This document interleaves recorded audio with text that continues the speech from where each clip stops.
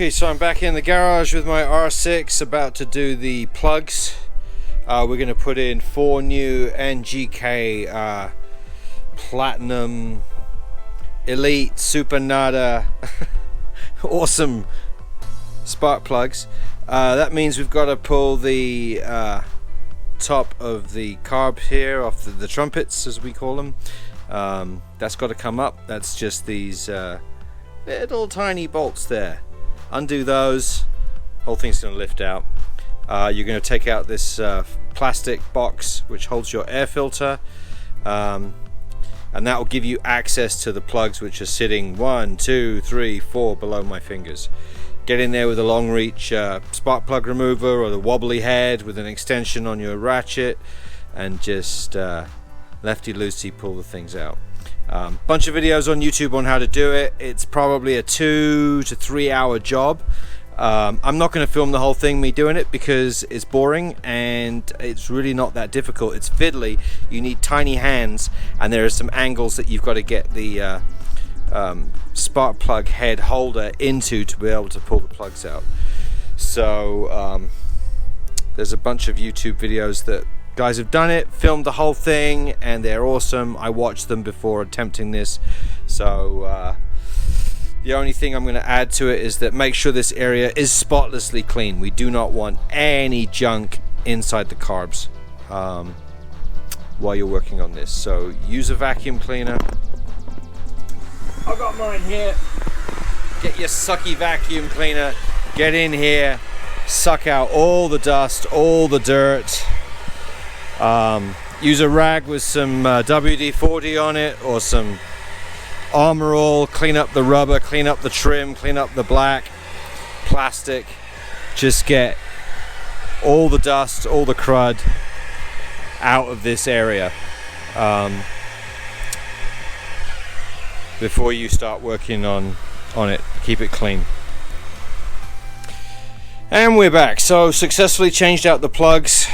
It was a pain in the ass, and it hurt my hands. I've got scratches and nicks and bumps on my hands from the tiny working space from getting those plugs out. But done, and the old plugs, you know, not too bad, to be honest. I don't think they will run that hard, but new ones are in, so at least I've got peace of mind for a while. So time for a new air filter. This is the old air filter, the stock one, and I don't know if you can see that. That is very, very dirty, greasy, grimy, and nasty. Nasty, nasty, nasty. So that one's going, and I've got a new K&N. Some people love them, some people hate them, some people are ambivalent. I'm kind of an environmentalist. I like to reduce, reuse, and recycle if I can. So these K&N filters are designed to be cleaned, you know, and saves me buying a paper filter. So I'm gonna pop this back on the stand.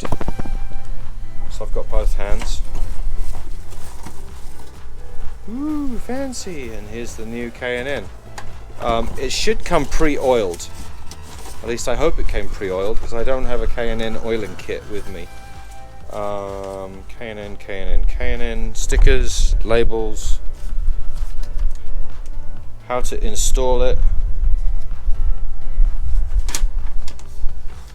So instructions on installation. Slot in. Close box. Tighten up. It's not rocket science, boys. It's not brain surgery. Probably still possible to screw up though. That's the scary point. Yeah, you can definitely see there's oil in the bag. If this comes in a bag and the bag is sealed and it's got oil in it, you know it's pre-oiled, so I don't have to worry about that. I should probably be wearing latex gloves, but I'm not. I'm just gonna get a little bit of air filter oil on my fingers. So nice and shiny and new K&N filter. Sweet. So I would imagine that goes in. Turn the camera. Like that. Yeah. So get rid of all this crap.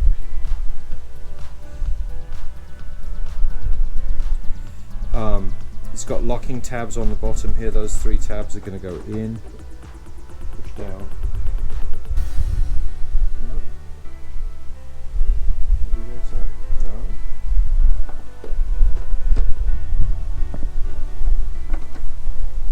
There we go. So yeah, it locks in on those 3 tabs at the bottom, and then we'll press in on the sides. So super easy installation. It gives you a sticker that I'm going to stick on the airbox cover so that everybody knows if I sell the bike, give it to somebody else, they know not to throw this away, it's cleanable. Always good to have. So old one can go in the rubbish, in the trash, and we're ready to rock and roll. At this point you want to make sure your whole top of your trumpets, your carb heads are nice and clean. Now's the time to clean this area if it isn't already, which I've actually already done. So now what I can do is remove my dust rags, inspect, make sure everything's clean down there, there's nothing scary, no spiders. And now what I can do is take my airbox cover and install it.